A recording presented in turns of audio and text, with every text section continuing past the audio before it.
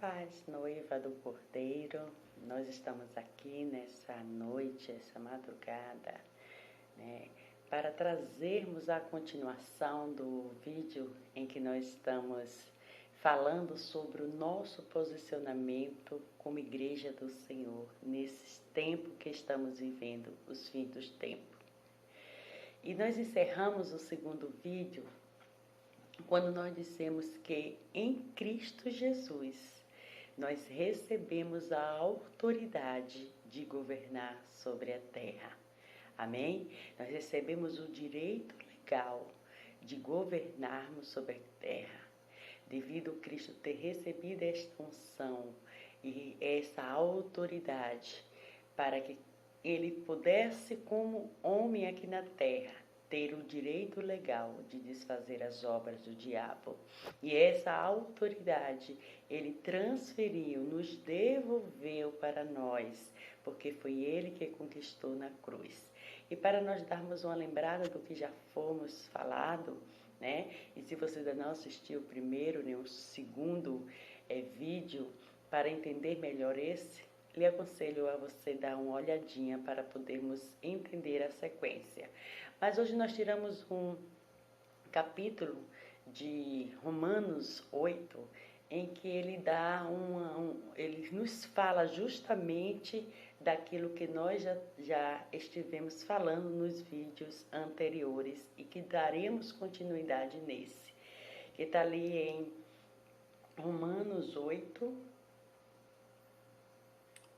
a partir do versículo 1, que diz assim: portanto, agora nenhuma condenação há para os que estão em Cristo Jesus, que não andam segundo a carne, mas segundo o Espírito, como nós já falamos. Amém? Em Cristo Jesus, todas as dívidas do nosso pecado foram pagas.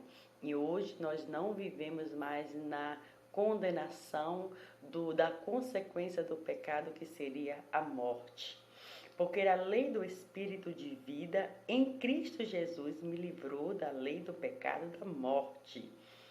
Porquanto o que era impossível, a lei, visto como estava enferma pela carne, Deus enviou seu Filho em semelhança da carne, do pecado, pelo pecado, condenou o pecado na carne, ou seja, na sua crucificação.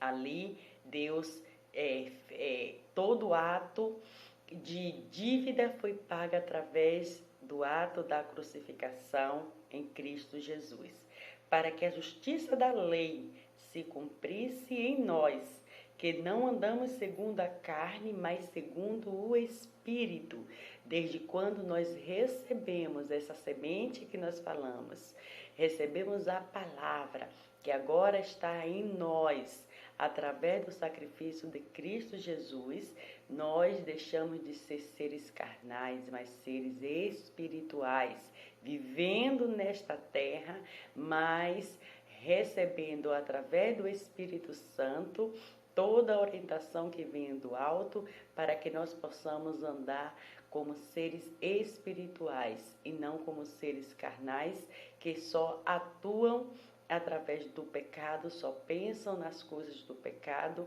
para realizar os desejos da carne, manifestando as obras da carne, que nos leva a pecar e nos distanciar do eterno. Porque os que são segundo a carne inclinam-se para as coisas da carne, mas os que são segundo o Espírito, para as coisas do Espírito. Porque a inclinação da carne é morte, mas a inclinação do Espírito é vida e paz. Justamente o que nós estamos falando. Amém? Nós não podemos viver novamente debaixo da escravidão do pecado, porque isso traz de volta uma dívida que nos condena à morte. O salário do pecado é a morte.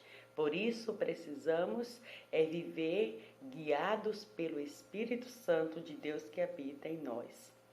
Porquanto a inclinação da carne é inimizade contra Deus, pois não é sujeito à lei de Deus, nem em verdade o pode ser. Aquilo que nós falamos, certo? O pecado, na batalha espiritual, no reino espiritual, não existe acordo do pecado e a santidade, da luz e as trevas. Não há negócio com Deus. Amém? Vós, porém, não estáis na carne, mas no Espírito, se é que o Espírito de Deus habita em vós. Mas se alguém não tem o Espírito de Cristo, esse tal não é dele. E se Cristo está em vós, o corpo, na verdade, está morto por causa do pecado, mas o Espírito vive por causa da justiça. A justiça em Deus, a justiça que veio do Filho de Deus. Amém?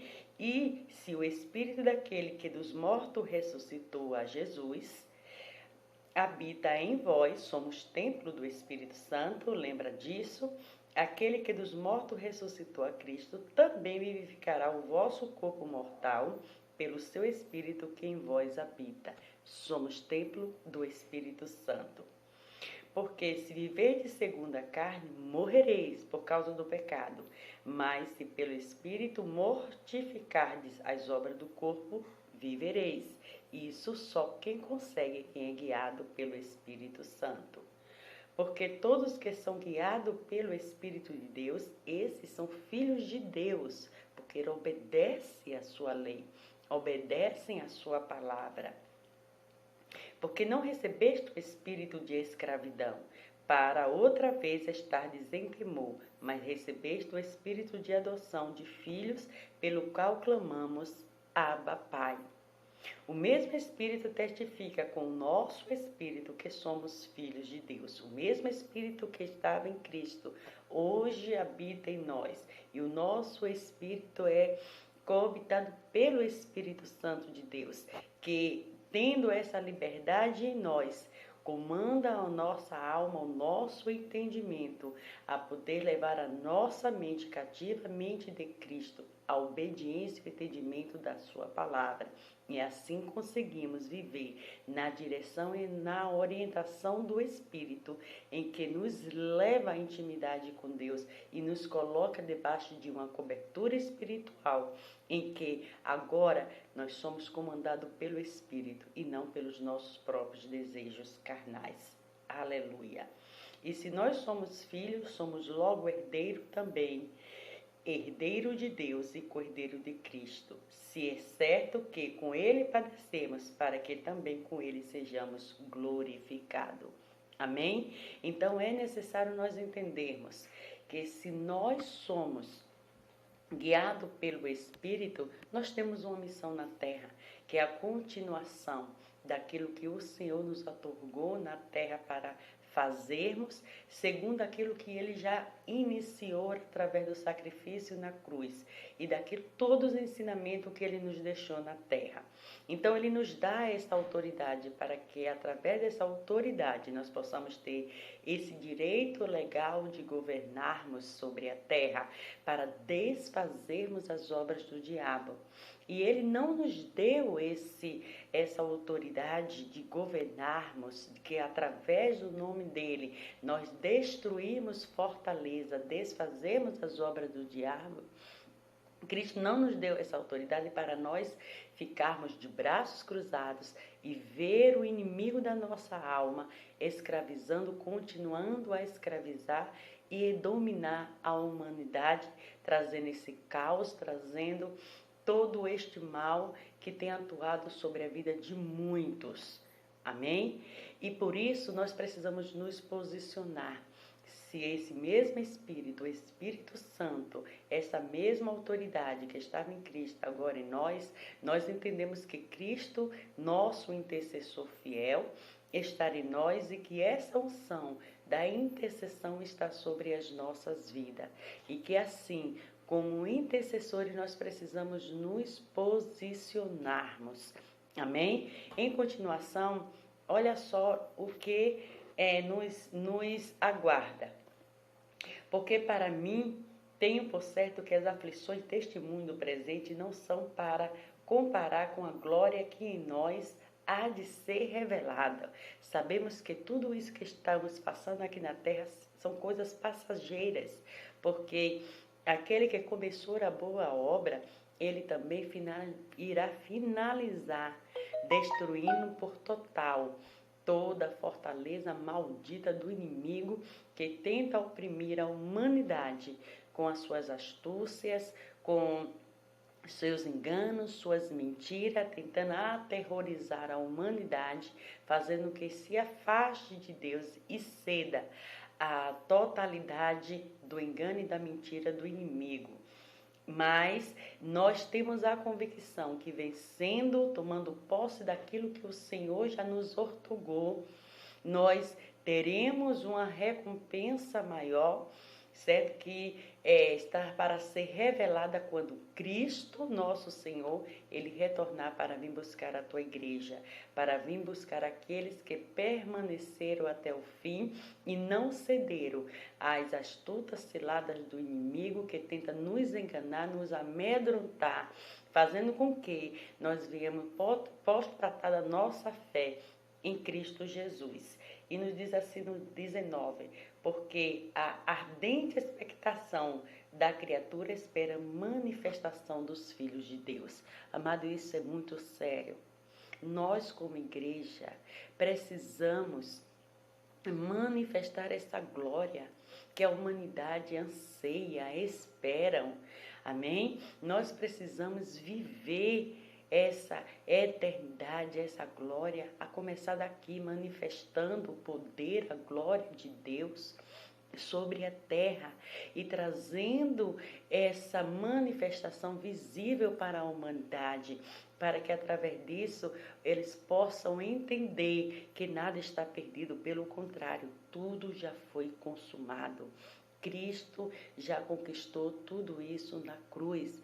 Por isso que nós falamos que nós vivemos em constante luta espiritual, em constante guerra espiritual, que existe a batalha espiritual, sim, e que a humanidade, a igreja do Senhor, precisa manifestar essa glória, manifestar essa autoridade que nos foi otorgada para resgatar a humanidade que ainda estão presa no pecado, ainda estão presa no medo, que ainda não tomaram posse daquilo que já foi conquistado, aquilo que já é de direito nosso, mas que nós precisamos tomar posse.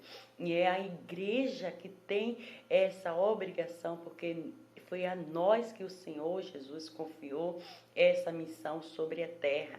E por isso nós não podemos ficar de braços cruzados.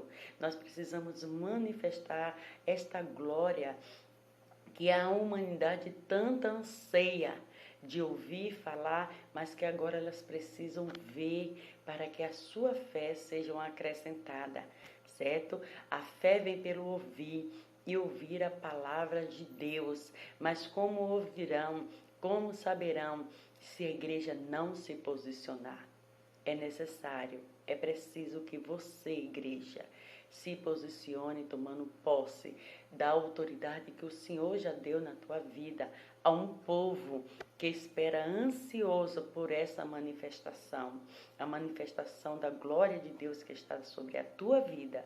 Tu que és filho de Deus, tu que tem o Espírito Santo, tu que é guiado pelo Espírito Santo, que a carne não domina mais, mas que o Espírito do Senhor que habita sobre você te dá força, te dá autoridade, te dá fé para poder prosseguir e manifestar o poder de Deus desfazendo as obras do diabo, em nome de Jesus.